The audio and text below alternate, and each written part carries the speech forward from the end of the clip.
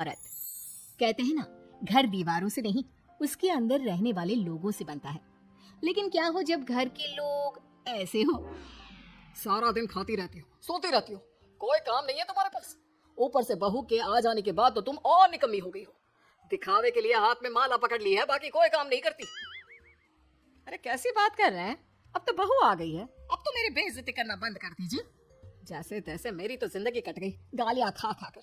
अरे उस बेचारी को तो छोड़ दीजिए। तभी बेटे के जोर जोर से चिल्लाने की आवाज आती है। कहा था ना तुमसे रिजाइन कर दो, क्यों नहीं किया? और ये पर्स लटका कर कहाँ निकली? चलो कमरे में, काम करो घर का। बहू बेटे की लड़ाई सुनकर सास ससुर बाहर आ जाते हैं। सामने खड़ी होती है नई नवेली बहू रीमा। देख लीजिए माँ जी, शादी से पहले तो मेरे माँ पापा के सामने कहा था कि शादी के बाद नौकरी करने देंगे, लेकिन अब क्या कह रहे हैं? तो तुम माँ जी को क्यों बोल रही है बहू? तब उसका मन रहा होगा, अब नहीं है। पर पिताजी, उसके मन से मेरा करियर तो नहीं चल सकता ना। ससुर को बहू की बात पर गुस्सा आ जाता है। वो बेटी की तरफ देखता है। पापा से जबान लड़ाती है, रुक। ये बोलकर वो पत्नी को खींचकर कमरे में ले जाता है और बंद कर देता है।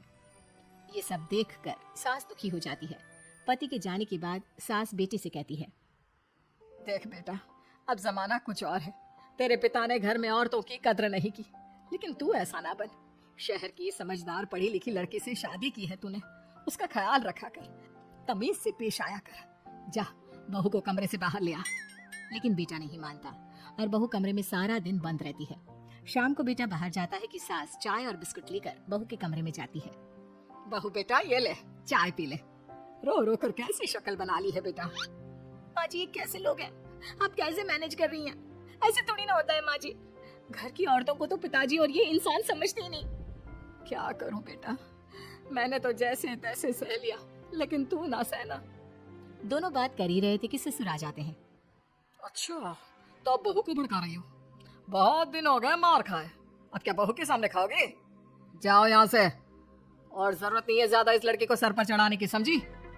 बहू को ससुर की बात पर गुस्सा आ जाता है, लेकिन वो कुछ नहीं कहती।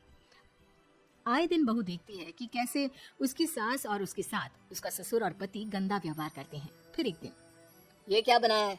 खाना बनाना नहीं आता क्या? ये बोलकर वो खाने की भरी सारी थाली फेंक देता है। अरे बेटा कोई बात नहीं, शांत हो जाए, मैं अभी बाहर से कुछ मंगवा देता हूँ। हाँ पापा, ऑर्डर करिए। ऐसे खाने से तो पेट भरने से रहा। वैसे खाना तुमको बनाना आता नहीं और बाहर जाकर नौकरी करना चाहती हो। अरे तुम जैसे को तो पूछते भी नहीं है बाहर। बहू को पति की बात पर गुस्सा आता है, तभी सास बोल पड़ती है। तेरे से ज्यादा पढ़ी लिखी है, वो तो तूने इसे कहा था कि तू नौकरी करने देगा तो तुझसे शादी कर ली, वरना ना ही करवाते इसके माँ बाप तुझसे शादी इसकी। और कमाती भी ये तेरे जितना ही है बेटा। बहू हैरान रह जाती है कि जो सास खुद के लिए एक बार भी खड़ी नहीं हुई, वो उसके लिए बेटे को भी भला बुरा सुना रही है। उसकी नजर में सास की इज्जत और बढ़ जाती है। वो सास को देखकर ये सब सोच ही रही थी कि उसकी कान में एक जोर से चाटे की आवाज आती है। किसको किसको मार पड़ी? वो देख ही रही होती है कि उसकी नजर जमीन पर बैठी सास पर पड़ती है। अभी तो धीरे से मारा, फिर जुबान खोली ना तो ऐसा मारूंगा कि कान के पर्दे फट जाएंगे। सास रो रही थी। बेटा और पति वहां से चले जाते हैं। पिताजी अच्छा किया माँ को जोर का चांटा लगाकर, आगे से जबान खोलने से पहले 4 बार सोचेंगी। बड़ी आई। दोनों हंसते हुए वहां से निकल जाते हैं। बहू सास को उठाती है और पानी देती है। मैंने ये दिन रोज देखे हैं बहू, लेकिन तू नहीं सहना। तू अपना जीवन अपने अनुसार जीना। शादी के वक्त मैंने तेरी माँ से बात करने की कोशिश की थी, उन्हें बताया था, लेकिन वो नहीं मानी। बहू सास को पकड़कर रोने लगती है। वो इसलिए नहीं मानी क्योंकि वो मेरी सगी माँ नहीं है। माँ जी, जिस तरह से आप मेरे लिए खड़ी हुई है ना, मेरी माँ भी नहीं हुई। बेटा मैं तेरा भला चाहती हूँ, तू नौकरी इस घर में रहकर तो नहीं कर पाएगी। एक काम कर, इस घर से चली जा, पैसे कमा और खुश रह। माँ जी, हो सकता है कल तक मैं आपके इस फैसले को मान जाती, लेकिन आज नहीं। माँ जी, आप यहाँ इस नर्क को झेले और मैं आपको छोड़कर चली जाऊं? नहीं, कभी नहीं। अगले रोज, सुनिए, वो क्या है ना, मुझे कुछ कपड़े और गहनों की जरूरत है, तो जरा पैसे दीजिए ना। अब आप घर के मर्द हो तो पैसे तो आपसे ही मांगूंगी ना। बुरा तो नहीं लग रहा ना आपको? नहीं नहीं, बुरा क्यों लगेगा, ये लो कार्ड, कर लेना शॉपिंग। अगले रोज, बिजली का बिल आया है 10,000 का, भर दीजिएगा। इतना बिल कैसे आ गया? बेटा वो क्या है ना, सारा दिन बहू घर में रहती है तो कमरे में एसी और टीवी चलता रहता है। अब कम से कम बाहर जाए तो 4 पैसे कमा कर लाए, लेकिन हम लोगों को थोड़ी ना औरत की कमाई खानी है, वो तो मर्द ही करता है ना। पति पर्स देखता है और फिर हाँ माँ ठीक बोल रही हो, खैर चलता हूँ, ऑफिस का वक्त हो गया है। पति ऑफिस से पिता को फोन करता है। पापा घर के खर्चे तो बढ़ते ही जा रहे हैं, ऊपर से महंगाई आप देख रहे हैं। मैं सोच रहा हूँ क्यों ना मीना को नौकरी के लिए हाँ कर दूं, 4 पैसे ही लाएगी ना घर में। वो तो ठीक बोल रहा है, लेकिन ये औरत की जात, कल को 4 पैसे कमाने लगे तो ये नहीं कि सर पर चढ़कर नाचे। हाँ पिताजी बात तो सही है, वो तो आप है जो माँ को मुट्ठी में रखा है, वरना मेरी वाली तो। खैर सोचते इस बारे में। शाम को पूरा परिवार साथ बैठा होता है। वो कल पनीर की सब्जी बनानी है तो थोड़े पैसे देकर जाना। और हाँ कीर्तन भी रखा है संडे को, उसके लिए सामान की लिस्ट बना दी है, ले आना। पापा को दे दो, वो ले आएंगे। अरे पापा कहाँ से ले आएंगे, मेरे पास नहीं है पैसे वैसे।